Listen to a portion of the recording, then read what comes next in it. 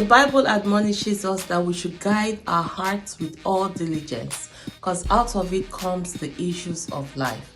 Hello and welcome to today's episode of All Believers Circle. Our heart is the one that God judges, that God looks at when He makes decisions about us, about who goes to heaven and about who does not make it to heaven. I want to encourage you today from the book of Genesis.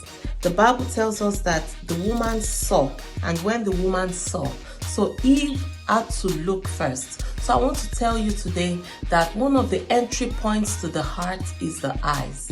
Your eyes are very important. They are open ways or gateways to your heart. From what you see, you make decisions because it goes straight to your heart and you process these things. When Eve saw the fruit, then she decided to eat it. Until she took a good look at it, she did not eat it and she did not sin. So please guide your heart, guide your eyes. Make sure that the things you see on the internet, on social media or on TV are things that edify you, things that encourage you, things that will not make you sin against God. Pornographic movies and videos are very common these days because the devil knows that once you see it, it links straight to your heart. Please be careful.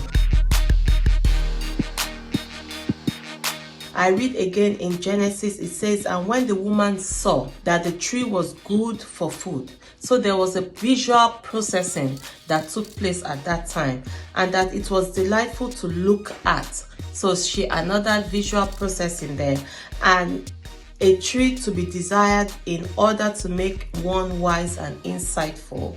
She took some of the fruit and ate it. She didn't just eat it.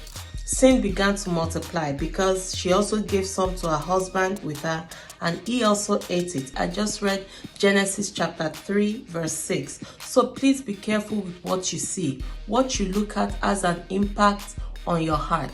Some people see things being exposed carelessly. It's not your fault sometimes that you see these things, but the onus lies on you to continue processing it in your heart or to look away. Bible says we should turn away from every appearance of evil. If it looks like evil, please turn away from it. Shun that sin. Don't make your heart a breeding ground for that evil thing you just saw.